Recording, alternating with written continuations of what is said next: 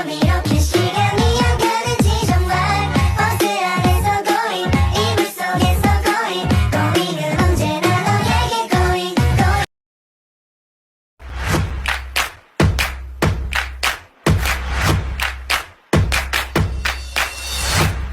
Assalamualaikum warahmatullahi wabarakatuh. Waalaikumsalam warahmatullahi wabarakatuh. Oke, halo teman-teman semuanya. Kali ini saya bersama Anissa, bersama Bapak Ika. Mungkin selamat siang, Bapak siang. Bapak ya sehat. Terima kasih.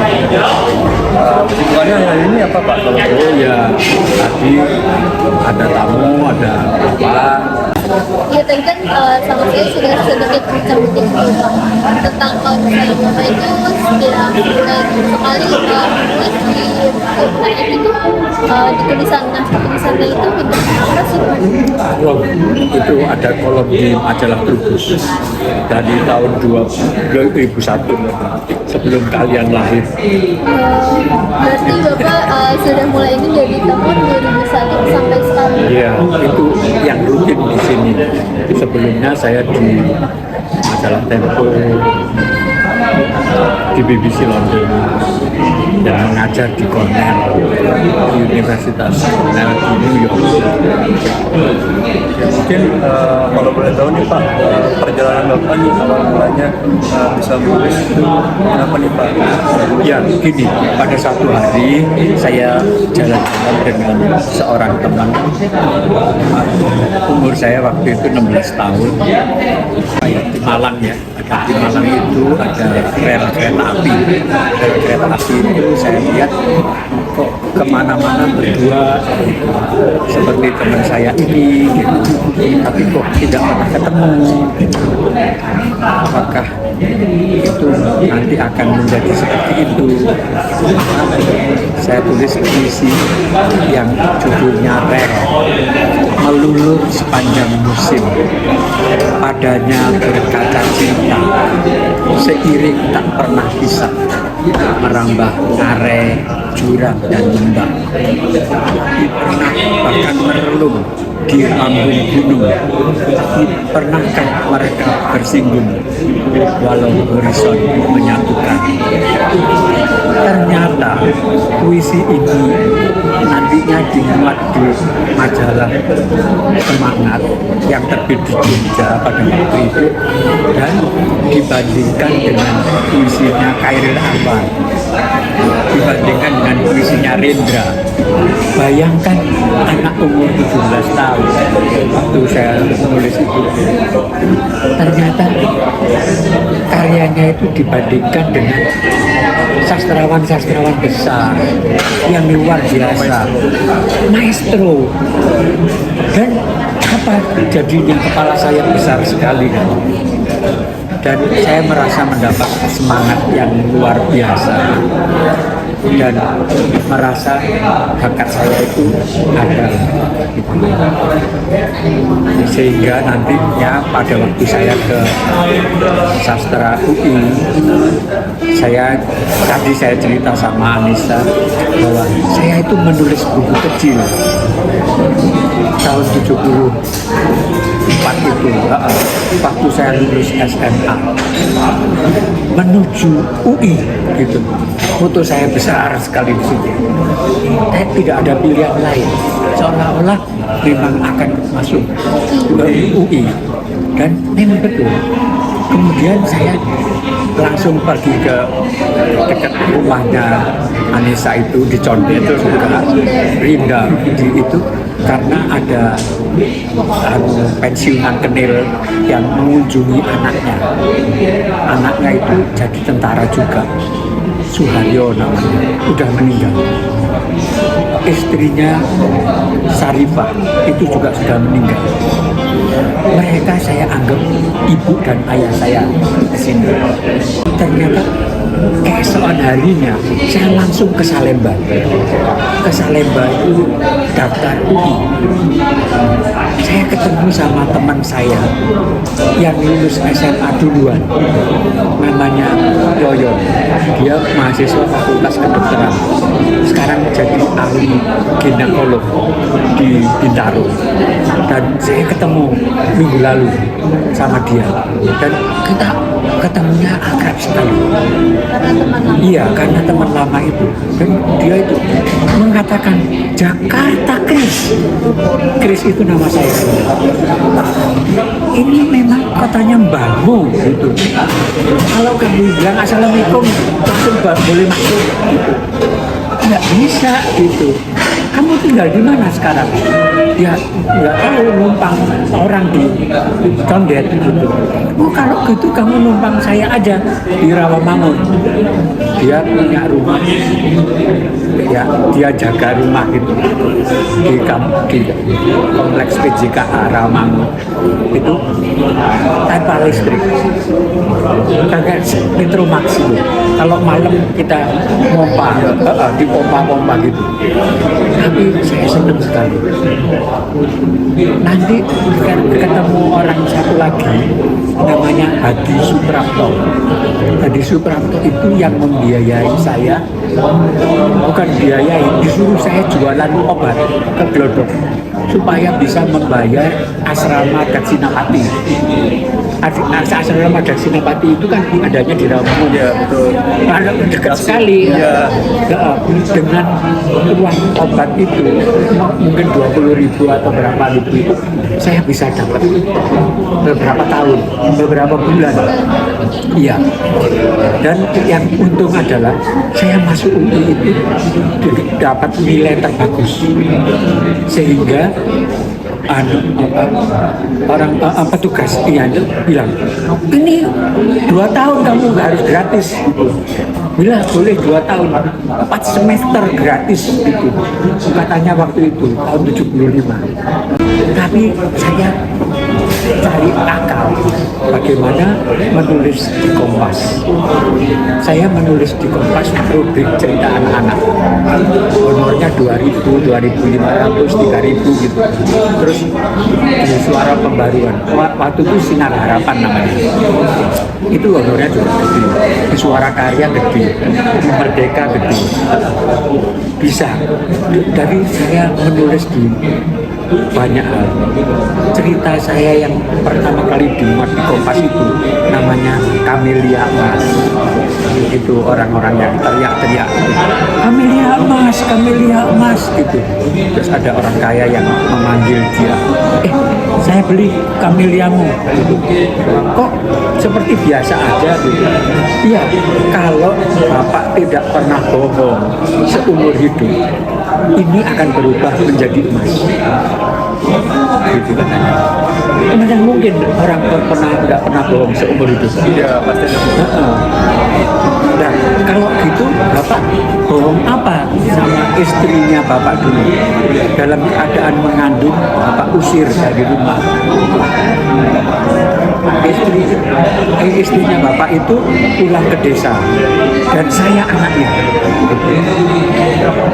Ternyata orang kaya itu mengakui dia anaknya, ya bagus sekali. Dan memang Kamelia Mas itu yang membuat orang tua, orang kaya itu keluar dari rumah.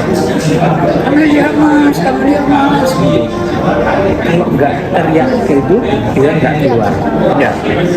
Terus saya menulis puisi. Guru saya yang namanya Sapardi Djoko Damono itu mengumpulkan puisi-puisi saya, dapat 3 volume. Ada Bel dan Rel.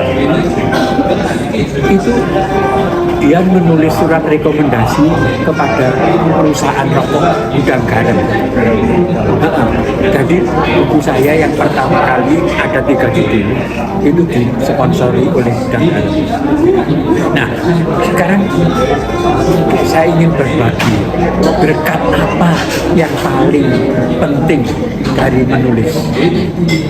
Yang paling penting dari menulis itu adalah teman, adalah pembaca. Makanya kalau ada seorang pembaca saja yang tertarik pada tulisanmu, itu sudah bagus. Ya, dan pembaca yang paling tertarik pada tulisan saya namanya Melani. Melani Budianta itu sekarang jadi istri saya.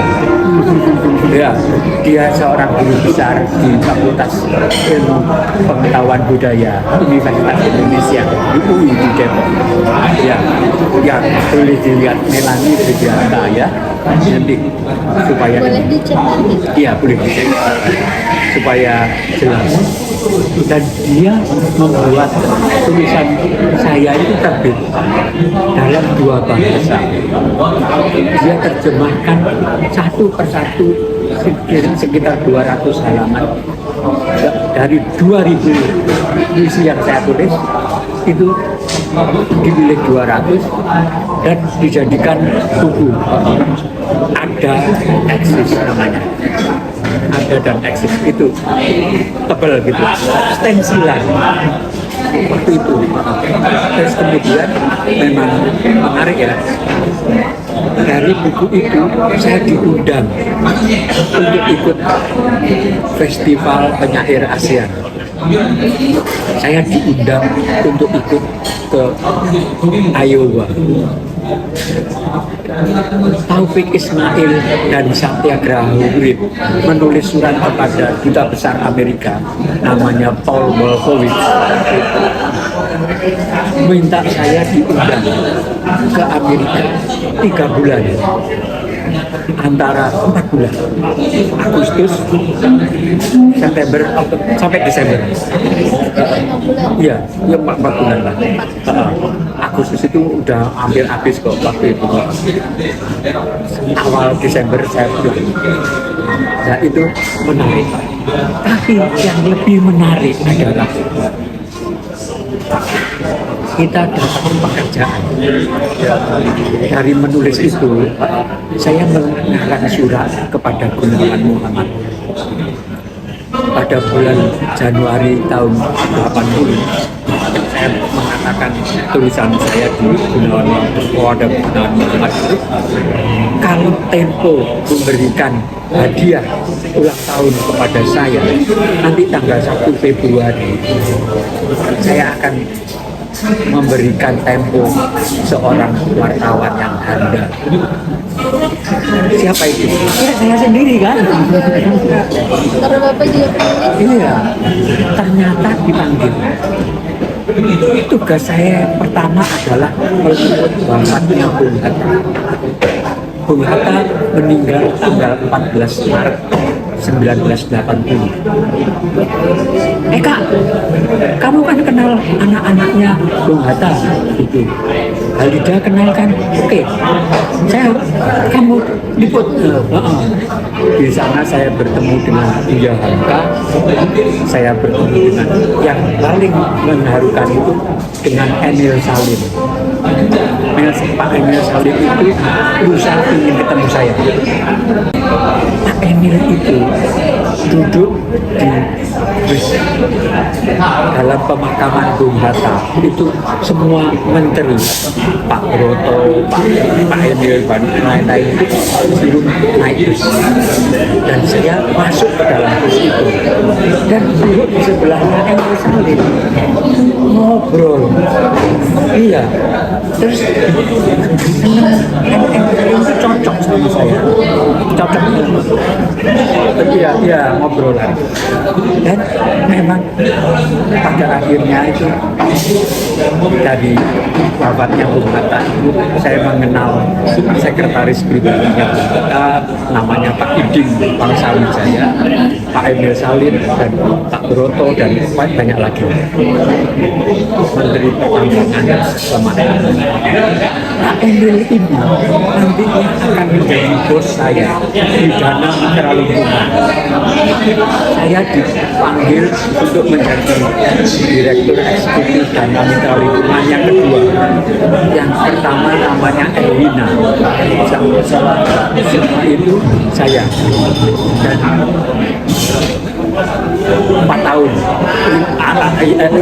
dari tahun 94 sampai 99 ya, 5 tahun. Terus itu ya memang itu berkah yang utama adalah teman. Dari teman bisa dapat pekerjaan, dari pekerjaan bisa dapat nafkah sehari-hari, penghasilan sehari-hari.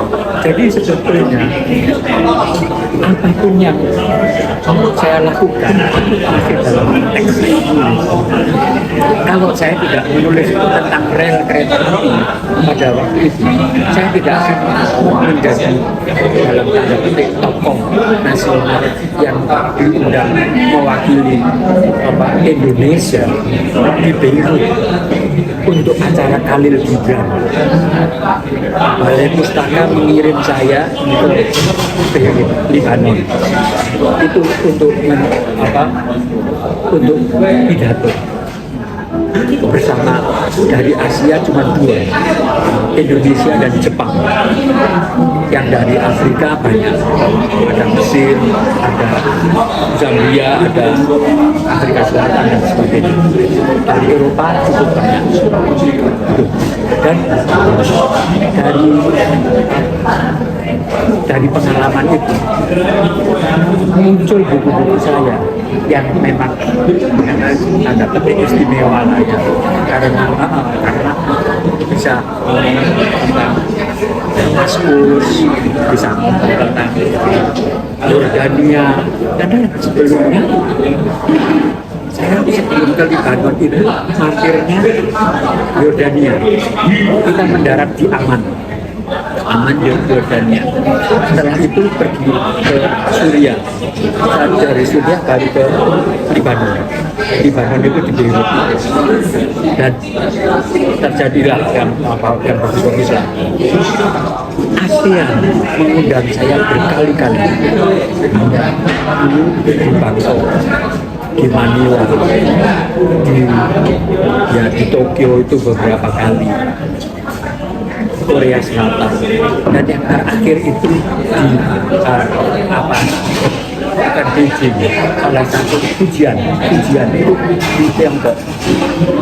Ada acara di sana, saya disuruh ngomong pidato gitu. Kalau saya nggak menulis tentang rel, itu tidak akan terjadi. Tidak akan pernah pergi ke Eropa, pergi ke Amerika. Itu di Afrika itu ketemu itu Pak Emil Salim juga yang mengirim. Pak Emil Salim meminta saya ikut di Zimbabwe.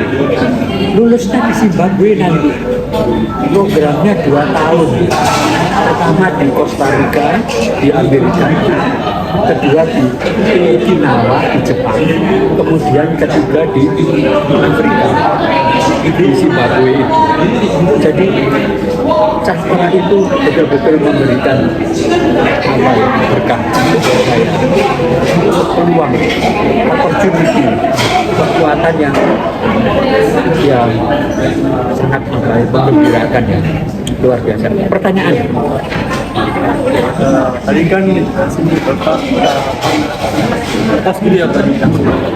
Ya. Nah, itu kan kita dengar nih desas-desusnya kalau mahasiswa. Nah, kalau di online juga terkumpul para sastrawan nih Pak. Nah, kalau begitu Bapak termasuk masuk ke kumpulan itu.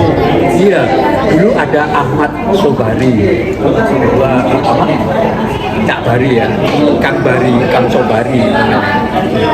Ada juga orang-orang yang lama ya, ya saya lupa nama-namanya. Ada Lamudin Vinosa, orang Aceh, ada orang macam-macam ya. Itu memang dekat ya dengan saya, dan itu memang supporter saya yang paling baik, karena kalau mereka bisa mengusulkan saya aja mendukung, itu sudah bagus. Saya jadi sutradara apa namanya, sutradara teater sastra namanya. Teater sastra itu dulunya warisan dari Tuti Indramallaun. Tuti Indramallaun itu bintang film yang sangat terkenal pada tahun 80-an. Belum lahir kamu? Belum. 2003. Ya 2003. Jadi memang dulu memang banyak orang-orang gede ya, orang ya sekarang lebih banyak lagi ya. Tapi saya tidak kenal mereka, belum kenal lah. Terus pertanyaan? Bapak sebelumnya menulis nih Pak. Iya. Nah, Bapak itu biasa menulis di Tempo, dan tadi jadi nih selain di situ, apakah Bapak menulis di tempat lain? Iya, saya menulis dalam 3 bahasa. Yang pertama bahasa Jawa. Bahasa Jawa itu saya menulis di Panyebar Semarang dan Joyoboyo, Surabaya. Kedua, saya menulis dalam bahasa Inggris. Tulisan saya yang pertama kali di dalam bahasa Inggris itu berjudul Look Before You Leap. Lihat sebelum meloncat. Ya, itu kelas 1 SMA. Karena bahasa Inggris saya itu termasuk kuat, dan dengan Haji Suprapto itu yang sekarang ada di konglomerat sekarang luar biasa. Itu tinggalnya di Bintaro, tokonya ada di 20 kota. Ya, luar biasa. Itu memberi saya buku Learning Spanish Through Pictures, belajar bahasa Spanyol dengan gambar. Katanya tebel bukunya. Ini kamu pelajari gitu. Kalau kamu rajin aja, disiplin, itu bisa. Orang ini dari Kediri, kos di Malang. Caranya kalau dia ada di kamar apa enggak, kita cuma lihat apakah ada batu bata didirikan atau direbahkan di muka rumahnya. Kalau ada, kalau berdiri, itu berarti dia keluar. Dia keluar. Kalau itu ada di rumah gitu, dan itu membuat saya ingat terus. Yang lebih menarik lagi, pada hari ulang tahunnya 2 November itu bulan kemarin, itu saya pada tahun 73-72 itu diajak makan. Setelah makan dibagi uang receh, kamu nyebrang gitu. Semua pengemis harus kamu kasih, jangan ada kekuatan. Jadi orang ini menanamkan sikap-sikap yang paling baik untuk berbagi, dan ini sesuai dengan pesannya Pramudia Anantatur. Pramudia Anantatur sebelum meninggal berkata pada saya, Eka, pengarang itu kerjanya memberi yang terbaik, memberi tenaganya, memberi waktunya, memberi umurnya, memberikan hakikat yang terbaik untuk masyarakat. Ya, itulah berarti memang kerjaannya kita memberi. Ya, itu. Mungkin kita lanjut. Tadi kan banyak nih karya-karya Bapak, banyak tuh rel. Ya. Kalau boleh tahu, ada nggak sih Pak karya yang paling berkesan dari penulisan? Iya, yang paling berkesan itu langit pilihan. Saya membuat langit pilihan itu terbit pada tahun 2012 dan dapat hadiah buku puisi terbaik dari pemerintah RI, dari pemerintah Dirjen Buku itu ya, Kementerian Pendidikan dan Kebudayaan. Terus kemudian ada lagi buku saya yang cerita di kebun kopi, itu terbit di Balai Pustaka tahun 81. Pada tahun 83 itu dibeli oleh Orde Baru, pemerintah Orde Baru 80.000 eksemplar. Iya, untuk bacaan SMP. Ya, untuk seluruh Indonesia. Ya, dan honornya cukup untuk membeli tanah di Depok 850 meter persegi, yang kemudian saya tambahin menjadi 1.200 meter persegi, sekarang hampir 2.000 meter persegi, dan ada kebun jambu waktu itu.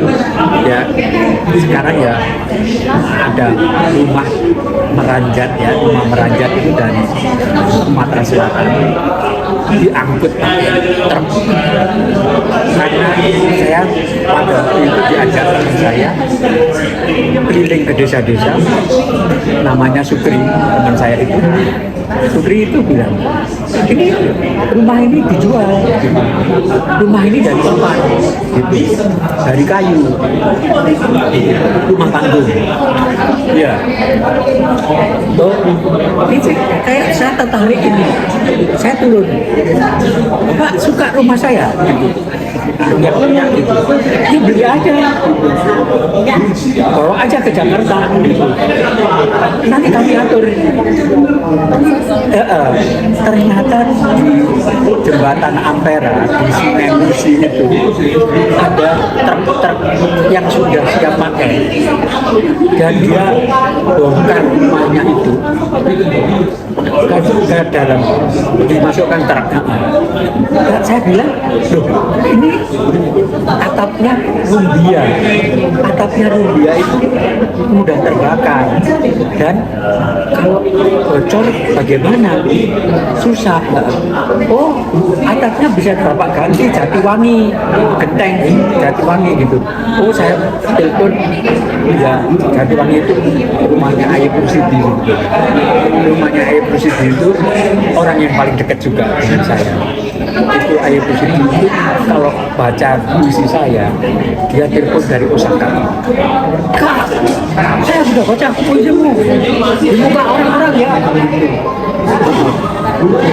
Itu sangat menyentuh ya, mengharukan. Bagaimana saya ketemu orang-orang penting di Indonesia, Pramudia Anantatur terutama, yang kalau ketemu itu kalau saya dan Habib Yasin. Habib Yasin itu paus sastra Indonesia yang pada waktu itu memeriksa puisi-puisi saya, dan Sapardi Djoko Damono yang menulis surat untuk PT Gudang Garam dengan catatan bahwa puisi-puisinya bagus, layak diterbitkan dan sebagainya, dan apabila Bapak berkenan mau sponsori dia, ada buku-bukunya yang siap terbit ke Sapardi Djoko Damono almarhum mengatakan itu. Ada satu kritikus lagi di Jogja, namanya Bagdi Sumanto. Bagdi Sumanto itu yang membandingkan saya dengan Khalil Anwar dan Rendra. Dan luar biasa ya. Jadi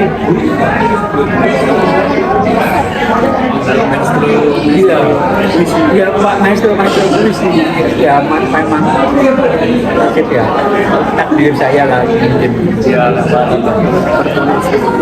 Iya, apa boleh buat yaitu ya puisi yang rel itu aja sudah mencerminkan kan dari perenungan yang mendalam dari anak umur 16 tahun, 17 tahun kan itu lumayan. Itu aja saya kira. Apalagi motivasi untuk Iya. dari Bapak sendiri. Motivasinya sebetulnya menurut YB Mangunwijaya ada 5. Karena yang pertama adalah motivasi menulis karena iseng, karena tidak tahu berbuat apa, maka nyoret-nyoret. Tapi menurut Mangunwijaya ini bagus supaya tidak gila. Kalau iya menghilangkan stres. Jadi fungsi pertama menulis adalah terapi, sebagai terapi untuk ini. Nah, yang kedua adalah pujangga keraton, istilahnya Mangunwijaya. Orang-orang yang memang dibayar untuk menulis, terutama biografi. Biografi itu dulunya kan punya raja-raja, sekarang bupati, camat, panglima, orang-orang penting yang merasa penting, ya, yang gitu, pejabat-pejabat ini. Apa? Yang ketiga itu adalah profesional. Orang-orang profesional itu yang terpaksa harus menulis. Contohnya sekretaris. Kalau dia nggak menulis, nggak mampu di dapur. Ya toh. Terus yang ketiga itu adalah yang keempat itu adalah orang-orang yang terdorong karena ikut sayembara. Hadiahnya gede nih gitu. Hadiahnya kalau menulis puisi menang dapat 10 juta gitu. Atau cerpen menang dapat sekian gitu. Itu juga bagus karena sayembara itu memacu, mendorong orang menulis novel, menulis cerpen, menulis puisi, menulis iklan dan sebagainya. Dan yang terakhir adalah menulis karena panggilan hati, menulis karena ingin mengadakan perubahan. Saya melakukan semua motivasi ini. Iseng juga bisa, panggilan ya panggilan juga bisa karena sayembara juga pernah ikut, dan yang ikut sayembara itu yang menang adalah pada tahun 76 atau 77 kali.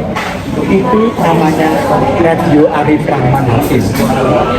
Itu di tim tempatnya itu mengadakan acara sayembara. Saya menang juara kedua. Juara pertamanya Murtadi Mukhtar. Murtadi Mukhtar itu juara kedua, pertama. Saya juara kedua, juara ketiga Herius Saputra. Juara keempat. Jurinya itu namanya Arthur Boroni.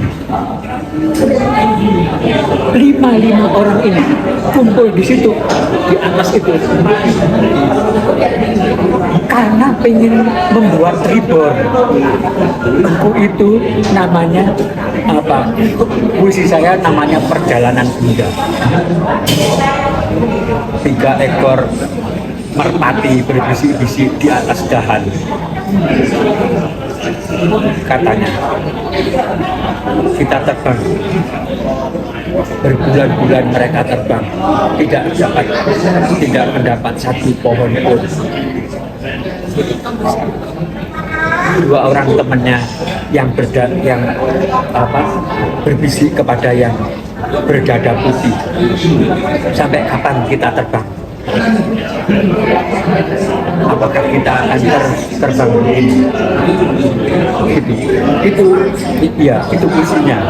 Kira-kira begitulah. Ya bisa dicek perjalanan senja gitu. Perjalanan senja itu isinya begitu. Nanti kalau bukunya terbit lagi, saya kasih. Ya, ya. Kita Bina Armada itu juara harapan kalau nggak salah.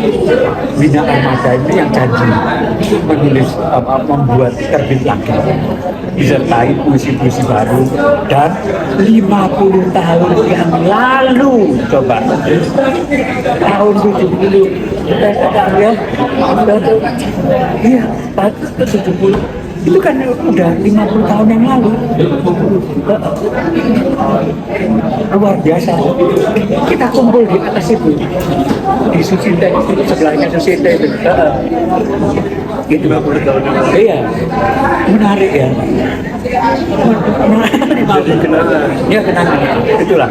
Jadi pertama adalah menulis motivasi iseng, kedua menulis apa sebagai pujangga keraton, ketiga menulis sebagai profesional termasuk sekretaris, termasuk wartawan, kalau enggak laporan, bikin laporan reporter.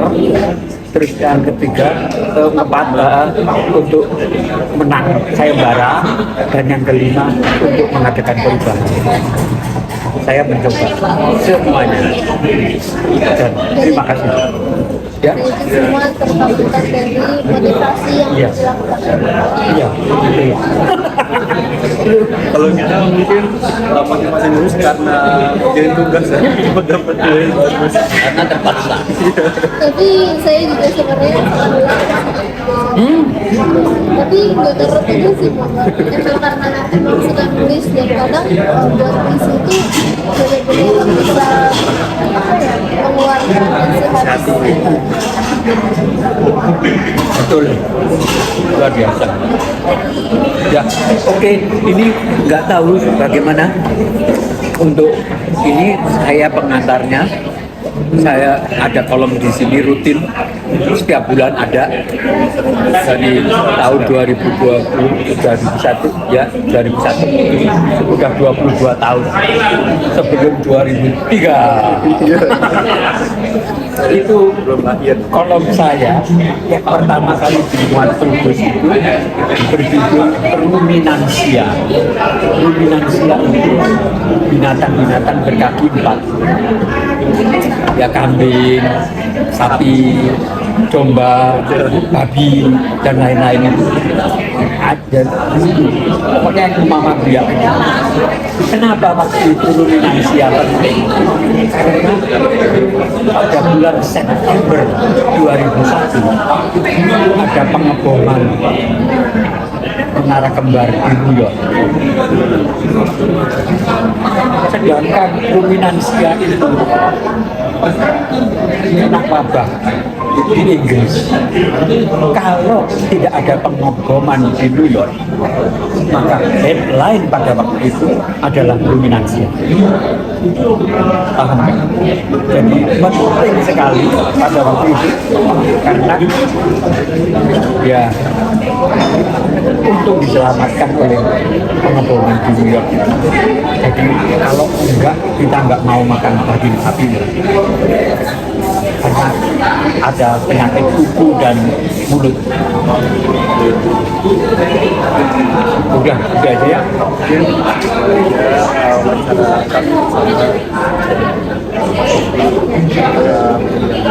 Oke, terima kasih.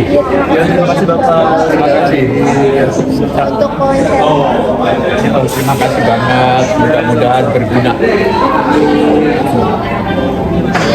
untuk menutup wawancara hari ini kami tutup. Saya Anissa Bila dengan rekan saya pamit undur diri. Terima kasih banyak. Wassalamualaikum warahmatullahi wabarakatuh. Oke, dadah. Terima kasih.